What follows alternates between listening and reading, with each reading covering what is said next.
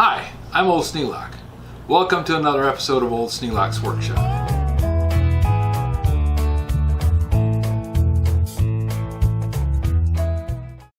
I've already told you we're going to be thinning the herd. Now, this is the herd.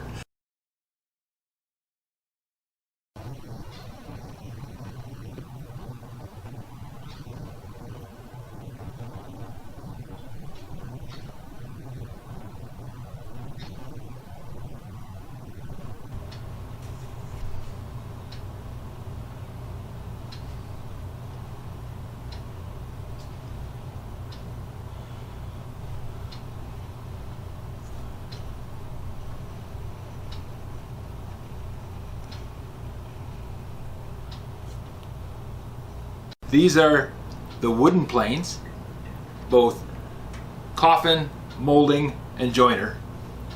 These are the transitional planes. This is a smoother, these are joiners. Then these are the block planes. The original idea was that you could put it in your apron and carry it around the shop. I'm going to move down.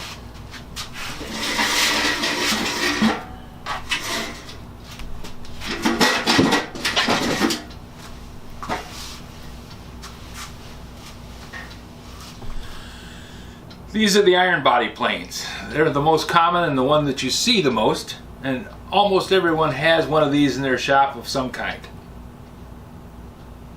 These are the joiners. This is called a jack plane, and these smaller ones are smoothers. This is a special type of plane. It's a number 78 used to cut dados and rabbits.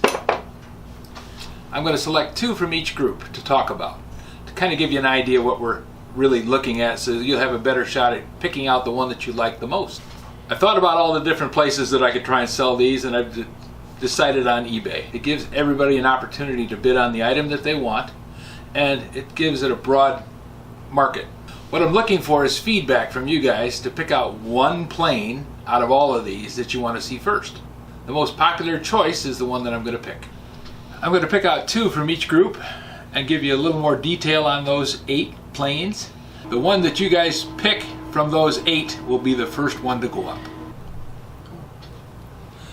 These are the 8 planes that we originally chose for you to look at. As a representative of the wooden planes, the coffin plane is most prevalent. As a representative of the wooden planes, coffin planes are most common. This is a really nice coffin plane in that it's not cracked.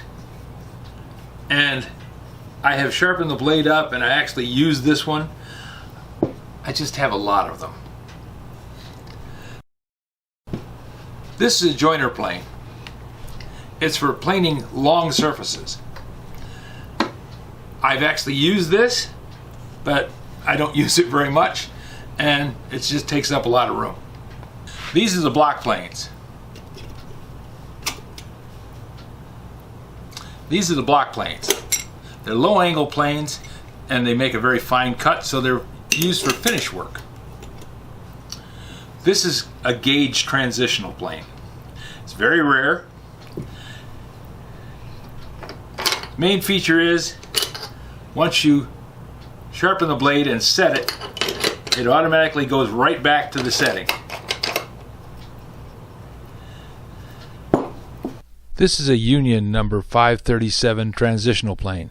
This one I've featured in a long video series about repairing it. It has a bamboo bottom, and it's one of my nicer planes. If I was going to keep a transitional, I would probably keep this one. I'm not going to.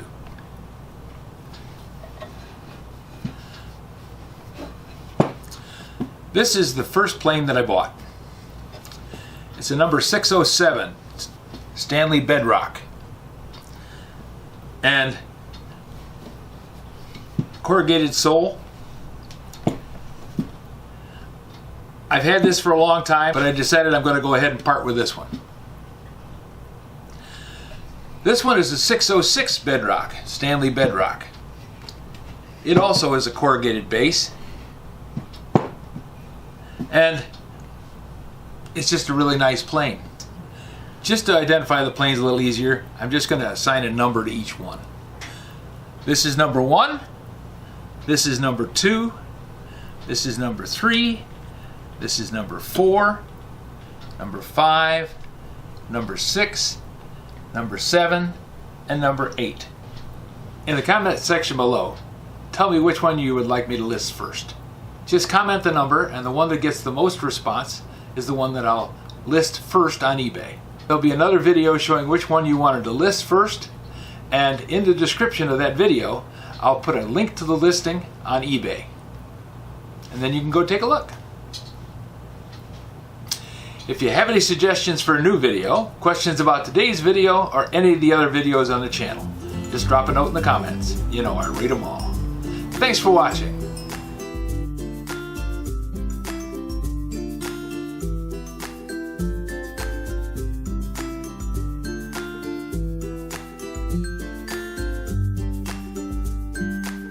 This video is not to be viewed by anyone under the age of 13 in the U.S. or 16 in the European Union, without the express written permission of the parents or legal guardians of the underage person.